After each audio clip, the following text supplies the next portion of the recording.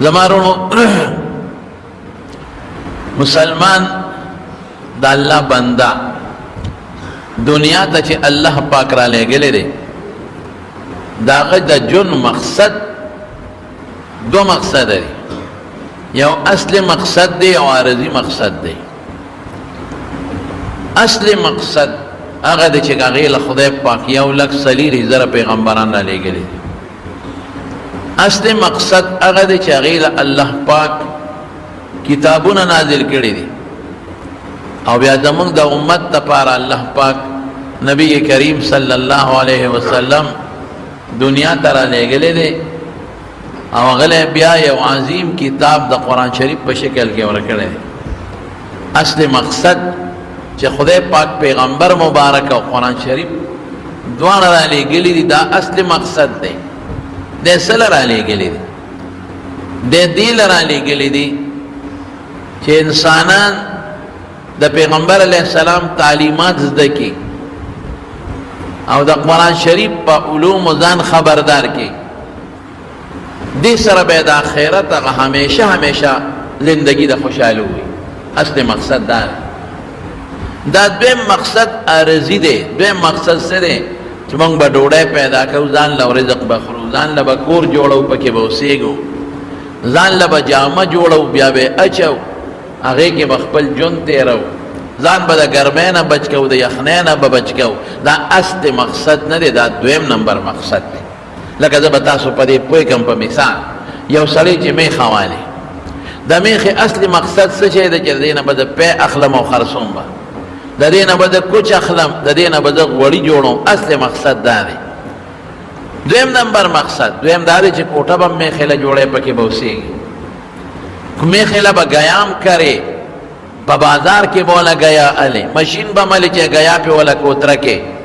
بوس بم ولا علی د اوبو تنظیم بم ولا کې د ګرمۍ نه بم بچ کې د یخنۍ نه بم بچ کې خدا دویم مقصد دی میخه کچانه تاسو کو چې دا میخه د سلا واغشتا اب چرم دونه وې دا مې دی لا واغشتا چې گیا په خورم میخه د سلا واغشتا اب چرم دونه وې دا مې دی لا واغشتا چې دی لا کوټه مې جوړ کړی دا غي کې به وسوم کوټه په بادو دا بچرم سو کو نه وای چې میخه مې دی لا واغشته چې سپیا کې به ته جوړوم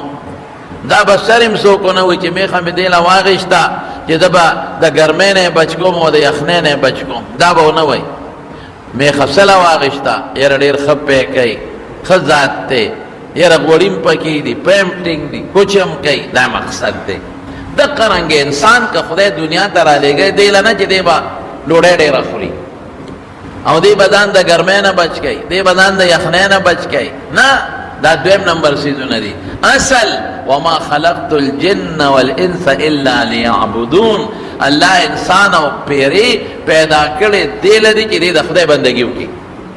او د الله بندگی پس کیږي د حضور پاک په تعلیماتو په سنت او عمل او د قرآن شریف په تعلیمات او عمل دا بنیادی سیز دی نو عمل خو به الکه چې لاول زده کې چې تا ترسو قرآن شریف زده کړی نه ته په عمل نشي کولی مونځ به زده کې نو اله به کې چې د زده کړه نه کړی مونځ نشي کولی حج به زده کې نو اله به حج کې که حج زده کړی نه ته حج نشي کولی د زکات په مسلو بزان په نو اله به زکات ورکې او که د زکات په مسله د ځان نه پوي کړي د زکات نشي ورکولی نو د مارونو نن د هغه دین د زده کړې میاشت خپل بچي داخل کې په مدرسو کې علم پیو کې د پیغمبر علیہ السلام دراتلو مقصد په خپل بچو باندې پوره کې چې رسول الله مبارک صلی الله علیه دی نبی کریم صلی الله علیه وسلم فرمای انما بعثت معلما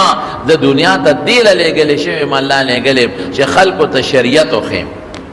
نو هغه شریعت بچاته خای فرشتو ته بخای کوم تاسو ته بخای مونږ ته بخای صحابه ته خو صحابه خپل شاګردانو تابعین ته خو هغه خپل شاګردانو تاریخ خپل شاګردانو ته او دا اونن سبا چې څومره حافظان دي او قاریان دي او عالمان دي دا هم د شاګردان دي الحمدلله او دا وی مقصد سره چې تاسو ته دا شی وسوخه وَإِسْتُ لِأُتَمِّمَ مَكَارِمَ الْأَخْلَاقِ رسول الله مبارک فرمایي دی لګل شوی چې خلکو ته خوي او خیم خوي څه شي دی اوس به خوي څه شي دی عائشه بی فرمایي د حضور پاک د خوي ته پوسټ شو وکانه خلقه القرآن د رسول الله مبارک خوي قرآن دی نو ګوره پیغمبر مبارک راغلی دی چې خلکو ته قرآن والا خوي خای او خلکو ته سنت سره خپل مبارک وي خای. نو د مالونو ما تاسو ته دا خبره کوله چې دا میاشت ده دې دپاره ده چې تاسو خپله هم او خپل بچي هم خپل نوسي هم په دې میاشت کې یو دوه وباسئ مدرسو ته او هغه شی سپې زده کړئ چې د کوم څیز دپاره رب العالمین نبی کریم صلی الله علیه وسلم را لېږلی دی او د کوم څیز تپوس به موږ نه الحمدلله په قبر کې هم کېږي او په آخرت کې به هم کېږي. بیا د دین علم چې چا زده کړ دا د خدای په نزد د لوړې مرتبې خاوند دی. قسم دی که د دین د عالم نه د خدای په نزد د لوړې مرتبې خاوند بل شته. دا ته د بل صفا قسم مې راته وخوړ د خدای په نزد د لوړې مرتبې خاوند هغه د شریعت عالم دی چې عمل وسري په عمله. دا د شریعت عالم د قرآن عالم او د حدیث او د سنت عالم دا د خدای په نزد د ډېرې لوړې مرتبې خاوند دی. نبی کریم صلی الله علیه وسلم فرمای من سلک طریقا یطلب فیه علما چې څوک په داسې لار چې دې پکې د شریعت علم زده کوي سهل الله به طریقا الی الجنه الله پاک به دته د جنت لار آسانه کړي. علم چې څوک زده کوي د جنت لاره به ورته خدای پاک اسانه کړي. دا په ترمذي شریف کې حدیث دی. نو عالمانو له خدای په دنیا کې هم لویه مرتبه او په آخرت کې هم لویه مرتبه ورکړې ده. یو ډېر لوی عالم تیر شوی دی قفال شاشي رحمت الله علیه. دې قبر لتلم په ازبکستان کې په تاشقند کې د هغه قبر دی او یو ځای کې یو لوی قرآن شریف پروت دی. هغې ته څوک دننه نه پرېږدي خو الحمدلله مونږ یې دننه ور پرېښودو چابي راته دروازه کوله وکړه ورل. دا هغه قرآن شریف دی چې کوم قرآن شریف حضرت عثمان رضی الله عنه صحابو ته ویلي و په لاس یې لیکلی. د هغه د زمانې د لاس لیکلی قرآن شریف دا پروت دی او د دغه کوم ځای کې چې دا قرآن شریف پروت دی کولاو دی داسې په شیشه کې بند کړی دی کولاو دی غټ قرآن شریف دی داسې بره یې په ښکلې مزېداره کمره جوړه کړې قالینونه پراته دي. نو هر چاته یې نه کولاوئ خو بعد چې مېلمانې هغې ته دروازه کولاو. نو هغې سره خوا کې ما ته یو ملګري وی چې دلته یو لوی عالم دی او د هغه قبر دی ورسره خوا کې مدرسه مې څوک دی وی قفال شاشي رحمت الله علیه. نو ما خو بیا پېژنده نو لاړو د هغه د قبر زیارت مو که خوا کې. دا قفال شاشي دا څوک ابو بکر دی کونیه وه دی د به جرندې جوړولې قفال قفل په عربۍ کې جرندې ته زبردست لورو او ډېرې خشته جرندې به جوړې. بعضې لور په دې چاکوانو کې ماهري د هغه د لاس چاکوان ډېر زیات مشهور یې لکه د پلانکي د لاس چاک. بعضې په لرونو کې مشهوري د پلانکي د لاس رمبې یا د پلانکي د لاس لون. دا بعضې لوارانو په خپل فن کې یو تجربه د به جرندې جوړولې او ډېرې قیمتي جرندې او هغه زمانه هم داسې وه چې د بادشاه خزانو ته به جرندې لګېدې. هر چا به کورونو کې غټې غټې جرندې دروازو ته واله. نو ده یو ځل ډېرې خشته ښکلې اعلی قیمتي جرندې جوړې کړې چې ښه مضبوط هم وي او بغیر د دې چابیانه به بله کولاویږي هم نه هسو کې کولاولی هم نه شي او سپکې وي. دی جوړې کړې د بادشاه دپاره چې دا د بادشاه له تحفه کې وړم. نو اخو د دې زمانې بادشاهانو په شانو هغې نه به یې ټیم اخیستی. نو دی قفال شاشي د بادشاه چې کوم خاص سړی و هغه له درخواست ورکړه چې ما بادشاه له یو قیمتي تحفه جوړه کړې ده او دا د په خپل لاس بادشاه ته پیش کول غواړم. نو دله یو میاشت ټیم ورکړه چې ستا به میاشت پس نمبر راځي. خلکو به بادشاه له تحفې راوړلې به بادشاه له ورکولو چې د بادشاه به تحفه خوښه شوه نو بادشاه به په انعام ورکوم. دې غریب یو میاشت انتظار وکړ چې میاشت پسې نمبر راغی او دی لاړ. نو دی په لین کې ولاړو یو کس به ته او بادشاه له به تحفه پیش کوله به بادشاه انعام ورکو چې تحفه به یې خوښه شوه او چا به بادشاه ته خپل مقصد وی چې صاحب ما سره پلان کې ظلم کوي زیاتې کوي لکه خپل حاجت به بادشاه ته وی. دا قفال شاشي وی د ما نمبر راغی یو میاشت انتظار او بیا یو میاشت پس سار رالمه نو نیمه ورځ خو مې په لینډ کې په انتظار تېره کړه خو چې بادشاه ته څنګه ورورسېدم دربار لګېدلی دی او یو کس اجازت غواړي او راځي وی دی کې دربان اعلان وکړ یې وکړه چې بادشاه سلامت زمونږ د علاقې فلانکي عالم اجازت غواړي او داخلېږي. وی چې دی ووی نو بادشاه ته اوس ما جرندې جوړې کړې دي زما نمبر راغلی دی او ما د خپلې جرندې بادشاه ته پیش کړې ما وی صاحب دا ما جرندې جوړې کړې ډېرې قیمتي دا په بله چا بیا نه کولامیږي دا په زور څوک نشي کولاولی او صاحب ډېرې سپکې جرندې دي وی زما هغه جرندې بادشاه راواغېستې او کتلې او ډېر زیات تعجب کې شو او زه پوه شم چې ما له بادشاه ډېر غټ انعام راکړي ځکه شی مې ډېر مزېدار جرندې مې ډېرې ښایسته دي او چې لاس کې واغېستې کتې دی کې دربان اعلان وکړه چې فلان کې عالم اجازت غواړي او دربار ته داخلېدل غواړي او چې دی ووی نو بادشاه زما جرندې یو طرف ته کېښاوده او په خپله ودرېد چې حضرت دې داخل شي راضي دی وزیران چې ودرېد وزیران هم ودرېدل چې وزیران ودرېدل مشران هم ودرېدل مشرانو سره چې کم د بادشاه نږدې جرنیلان د فوج او پولیس والو هم ټول ودرېدل مجلس کې چې څومره خلک و ټول ودرېدل دا قفال شاشي وی وی زه حیران شوم چې خدای دا څوک دی مونږ یو میاشت مخکې اجازت غوښتلی دی بې اجازته راغی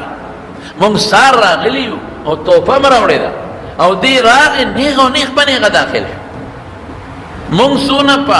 طریقه بادشاه ته ولاړ یو چې لاسه مو نه رپي بادشاه خفه نه شي او دی چې راغی لکه ته وایې چې د بادشاه د پاسه بادشاه دی جوړ دا سړی دا خو د دې بادشاه نه غټ بادشاه معلومېږي ته دغه بادشاه هم ودرېد فوج هم ودرېد جرنیلان هم ودرېد پولیس جرنیلان هم ودرېد عام خلک هم ودرېدل او بادشاه څونه عزت ورکړو دا د هغه دروازه کې را روان دي په اس باندې سور او بادشاه ورته دې ځای نه ولاړ دی او دا لا څوک دی دا قفال شاشي وی وی ماړه کې دا فیصله وکړه چې داسې کار کومه چې دا سړی چې دا بادشاه والا کوم عزت ورکړه ورته ودرېده د ده چې کوم علم زده دی دا فن یې زده دی دا زده کول پکار کمال خو دې کې دی څونه ورته بادشاه عزت ورکړه ټول ورته ودرېده دا خو د دې بادشاه د پیسه بادشاه دی دا خو د بادشاه نو بادشاه دی هر څوک چې دی دا معلومات کومه چې ته کوم هنر زده دی دا هنر زده کوم وی چې څنګه راغی بادشاه سلامت ودرېدو ډېر عزت خوا کې په کرسۍ کېنه زما جرندې یو طرف ته پاتې شو وای پاکه مونږ خو یو میاشت مخکې نیټه هغه سار راغلی قیمتي شی مې یو کړه مې په ځان لشین کړی زما د هنر له خیرو توجه ورنه کړه بادشاه د هغه ډېر قدر وکړ ډېر عزت یې وله ډېره توجه یې وله ورکړه ډېرې نامونه یې وله ورکړل ډېرې ورته په سینه لاس کېښود ډېرې ورته سر ټیټ کړ او ټول مجلس کې چې څومره وزیرانو ټول ورته سر ټیټ کړ بس ما وی په تندر دی اجرندې وله په تندر دی دا فن وله دا زده کول پکار دی چې سړی څنګه ووته ما تپوس وکړو دا څوک وی دا د دې علاقې عالم دی صاحب دا مشر عالم دی مشر قاضي صاحب دی مشر عالم دی دیو ځان ته وایي چې قفاله چې بادشاه سره دونه عزت دی نو خدای سره به څونه عزت دی چې د دنیا وزیرانو سره عزت دی چې رب العالمین سره به څونه عزت دی چې د فوجانو جرنیلانو سره قدر دی چې الله سره به څونه قدر دی او چې دا ټول مجلس ورته پاسېد چې فرشتې به واقعي رسول الله صلی الله علیه وسلم فرمایي زه نه ویم عالم نه طالب یادوي وی چې طالب العلم د دین طالب په کملا رضی نو فرشتې وزر غواړي ان الملائکه لتدعو اجنحه فرشتې وزر اګدریزان لطالب العلم دو معنی دي خوشاله دي د طالبنا دونه خوشاله دي چې وزر اګدي یا د طالب د خوشالولو د پاره چې دې خوشاله شي وزر په ځمکه اګدي طالب له دونه مرتبه ده نو چې فرشتي عزت کوي د طالب نو د مولا به څونه قدر دی د شاګرد دونه عزت دی نو چې د چا په سینه کې د قرآن او سنت علم پروت دی چې د هغه به د خدای په نزد څونه عزت دی افسوس د مارونو د خدای په نزد د عالم قدر دی د فرشتو په نزد د عالم او د حافظ قدر دی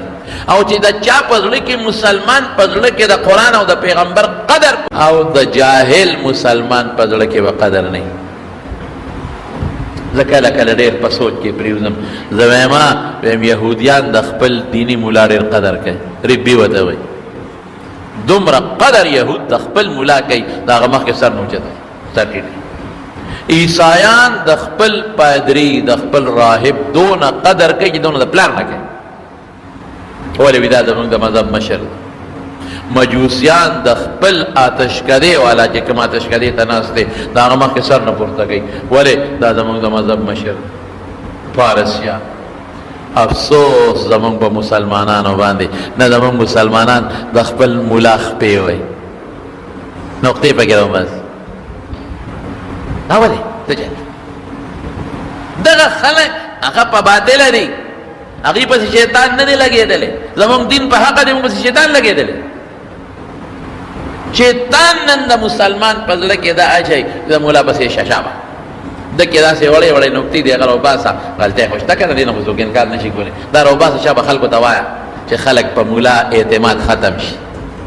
د خلکو په مدرسه اعتماد ختم شي، چې په ملا د خلکو اعتماد ختم شي. په خپله به علم نه کوي، بچی باندې به نه کوي، د ملا به قدر نه کوي، دین به ختم شي.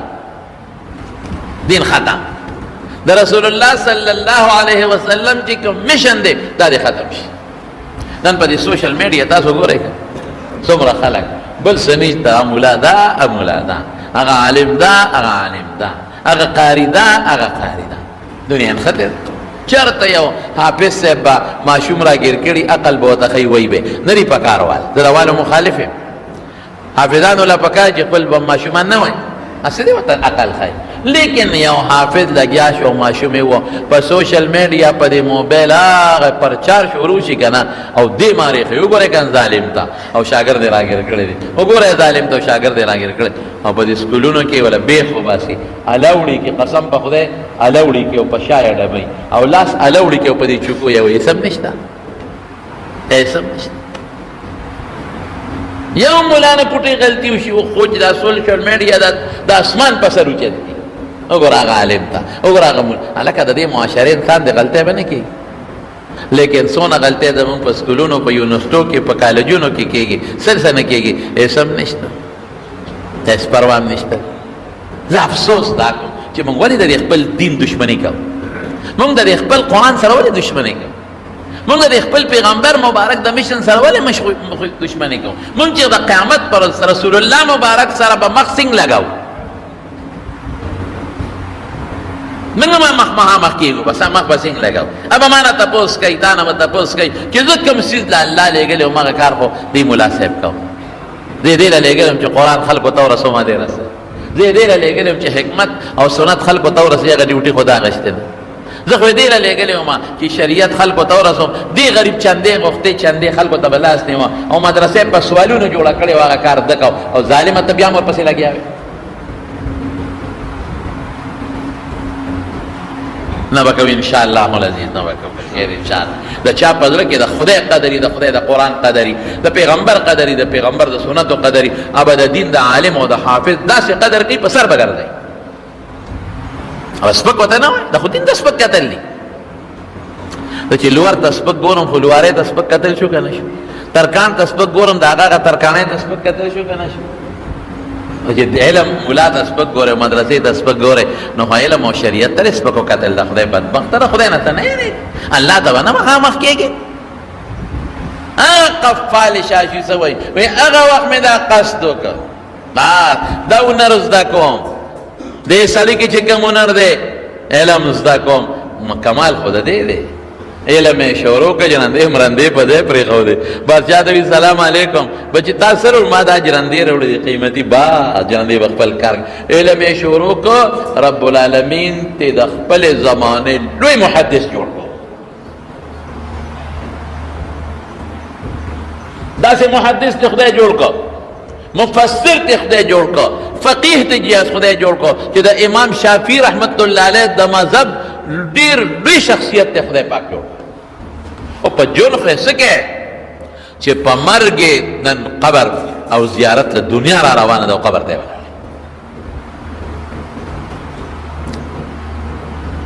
سهل تستری رحمت الله علیه، سهل ابن عبدالله تستری ډېر لوی بزرګ و، ډېر لوی بزرګ ولی الله د زمانې و. حضرت امام ابو داود رحمت الله علیه ناست دی ولا راغی، دی ولا راغی کېناسته، وی حضرت زه یو مقصد در راغلی یم، ما لا مقصد به پوره کړې. وی که د ما په وس کې، وی ستا په وس کې، وی که د ما په وس کې د شریعت خلاف نه، وی د شریعت خلاف هم نه دی، ستا په وس کې هم دی، ما سره وعده وکړه چې پوره کوې. امام ابو داود رحمت الله علیه، امام ابو داود سجستانی دا کتاب په دور حدیث کې پڑھاویږي. ٹھیک شو، دا ما په وس کې و د قرآن او سنت خلاف نه د شریعت وعده در سره پوره کوم. وایا چا وته وی ودونه پیجن، چا وته وی صاحب دا دیو پیجن وینا وی دا سهل ابن عبد الله تستری دی. او هو الوی بزرگ د خدای ویل هغه ضرورت پاسه ما صاحب نه پیجندل وینا دا ما پیجنګل ورستو دا خود دې لوی مزل مې وکړ، یو مقصد لا براله پوره کې وی تا ته هم چې شریعت موافقي او دا ما په وس کې پوره کوم. وی دا شریعت موافق هم دې ستا په وس کې هم نه. وی وایا وی دا جبه درو با صدا در خلوم دې لراغلم چې ستا جبه خپل کم. وی دا ما په جبه سکه وی په دې جبه ته د پیغمبر مبارک حدیث خې کما جبه چې د پیغمبر مبارک حدیث کې دې لراغلم چې نن دا جبه د خپل کم. ورو چې د پیغمبر قدر پړه کې دي او د پیغمبر د حدیث قدر پړه کې دي، نو کما جبه چې لاړې ته بهږي لاړې. نن یو ډېر لوی بزرګ را دي وغه جبه ښکلی. او زمونږ محمد ابن حسن شیبانی د امام ابو حنیفه رحمت الله علیه شاګرد محمد ابن حسن شیبانی، هغه چې وفات شو یو عالم په خوب کې ولید. وی الله د سره څه وکړل؟ دا د امام صاحب شاګردانو کې او د امام صاحب د فقه ډېر لوی خدمت الله د دې سړي نه اخیستی دی. وی الله د سره څه وکړل؟ وی چې الله ته مخامخ شم نه رپېدم داسې او سخت ورځ ده نو داسې رپېدم نو وایي چې مخامخ شم ما ته الله وی محمد ابن حسن چې ونه رپېږي مه یارېږه، ما دنیا کې ستا سینه د خپل کتاب او د خپل مبارک پیغمبر د کتاب د علم نه ډکه کړې وه، او کومه سینه چې د خپل کتاب او د خپل پیغمبر د کتاب د علم نه ډکه که مغه سینه د جهنم د اور نه نه ډکو. اوهو د هغه سینې څونه قدر دی خدای سره. کومه سینه کې چې قرآن پروت دی څونه قدر. حافظ اوهو سینه کې قرآن پروت دی، لیکن مونږ نن ګیا ورته نه اچو، نن مونږ سپک ورته ګورو. عالم په سینه کې قرآن او سنت پروت دی، مونږ پروا نه ساتو. مونږ عام یو دا عالم ته مونږ د یو عام یو د یو نوکر د جماعت امام ته د یو قصبګر په شکل مونږ ګورو. قصبګر هم د خدای بنده دی، تعالی ډېر لوی کار کوي، هغه به هم قدر کوي. او مونږ ملا ته په دغه نظر ګورو، حافظ ته په دغه نظر، پروا هم نشته، قدر نشته د مونږ خلکو په زړه کې بالکل. او الله سره ستا سینه کې مې خپل کتاب او د خپل پیغمبر د کتاب علم اچولی، او کومه سینه کې چې دا ور واچوم مړه دوزخ ته اور نه ډکو. ما دې تپوسو کې امام ابو یوسف څه شو؟ وی هغه د ما نه بره مرتبه کې. بیا مې تپوسو کو حضرت امام ابو حنیفه رحمت الله علیه څه شو؟ وی هغه چې تپوسو نه کې هغه خو په ډېرو لوړو مرتبو کې بنا ناست. اوس ته دا خوب دی کنه نه؟ قرآن ته وګوره، یرفع الله الذین آمنوا منکم والذین اوتوا العلم درجات. الله وی مسلمان لپا کافر او بیا په مسلمانانو کې علما غټې غټې مرتبې مقرر کړي. زمارونو تاسو دا مهرباني وکړو که خیر انشاءالله په بچو به علم کوو. یریږو به نه پس په ډوډۍ به نه یریږو، ډوډۍ د چا لاس کې ده؟ او زما دې په خدای قسم یې ښه ډوډۍ به ورکوي. عزت د چا په لاس کې دی؟ زما دې قسم په خدای ښه عزت به ورکوي. خو د پیغمبر مشن به موږ جمع دی کوو، او مشن دا دی چې خپل بچي خپل نسي علم ته وباسي. کوم ماشومان چې لسم پاس کړي وي، موږ اکثر د خلکو ته وایو چې خیر د لسمه پورې په سکول ووایه، ځکه نن سبا دا سکول دا زموږ په دې دین کې هم پکارېږي، دې نه بغیر کار نه کېږي. لسمه پورې په ماشوم باندې سکول ووایه، او د لسم سره سره جومات ته لېږه، که حفظ پې کولی شي حفظ پې، او که چېرته حفظ نه شي کولی، حفظ فرض لازم نه دی، نو بیا نن سبا په ډېرو ځایونو کې دا سیکنډ ټایم مدرسې جوړې شوي دي، ماسپښین نه پس ډېرو کلو کې شته. نو هغه سیکنډ ټایم مدرسې ته لېږه، هلته به سبق هم د دین شروع کړي او سکول ته دې ځي، لسم به پاس کړي. چې لسم پاس کړي مه یارېږه روزي د خدای په لاس کې. چې ته الله ته لاړ شې قبر کې، نو زه به څه جواب خدای له په قبر کې ورکوم؟ والله که جواب ورکړی شم نه شم ورکولی. یو ټکي به څه دې راوړی دي؟ الله به تپوس کوي، قیامت پر ورځ به تپوس کوي څه دې راوړي دي؟ بس وایي الله هېڅ مې هم نه دي راوړی. دغسې مې د یو ملا صاحب تقریر خپل بچی مې ستا قرآن ته کېنولی، زه چې راتلم که نه ځنکدن مې و دلته دنیا ته راتلمه، زما بچی قرآن ته ناست د چې راتلم زما بچی د شریعت علم ته ناست و انشاءالله چې دا به د کامیابۍ ذریعه کې خیر انشاءالله زه به هغه شی تا له خوښوم چې ځان له خوښوم علم په بچو کې ښه دا د علم زمانه ده او د عالمانو قدر وکړي د عالمانو عزت وکړي نو دې زمانه کې الحمدلله ډېرې مدرسې دي او الحمدلله روانې دي داخلي شروع دي او خپل بچي داخل کې په مدرسو کې چې چاته نږدې نږدې مدرسې انشاءالله العزیز زموږ دارالعلوم نعمانیه او منظور کې کوم کې چې ذرا درس کو د حدیث مبارکو ایکم داخلي شروع شوي دي د لومبۍ درجې نه واله تر دوره حدیثه پورې الحمدلله داخلي شروع دي او لا سبقونو د شروع کېدو فیصله نه ده شوې هغه فیصله به انشاءالله قریب وشي او کدا سي نورې مدرسې تاسو ته نږدې وي په نورو مدرسو کې خپل بچي داخل کړي او انشاءالله العزیز په بچو به خیر علم کو ښه چې الله خوشاله شي د الله کائنات به خوشاله شي فرشتي او د جون اسپتلن سبا خو بل شان مرګونه دي نور کله خو ولاتیا او توصل ته خلق رسیدل اوس خو چې اعلان دي سار را پاسې پلان کې مړ شو هغه خو پرون ټیک ټاکو پرون ټیکو بدن لال کړ نو ورته جون اس پته نه لګي مرګونه ډېر تیز شوي دي لګنا ډېر تیز شوي دي نو دا د خبره مې کوله د مالونو نو ان شاء الله العزیز په دې به خیری عمل وکړو ښه او زمون خلک بس په دې څه یریږي چې په بچي علم وکړو نو دې به زخري او زبر زخرو ته هغه خوري چې مرغان له خدای ورکړي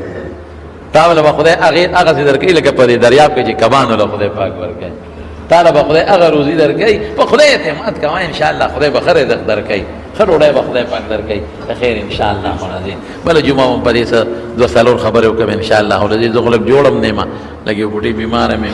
ما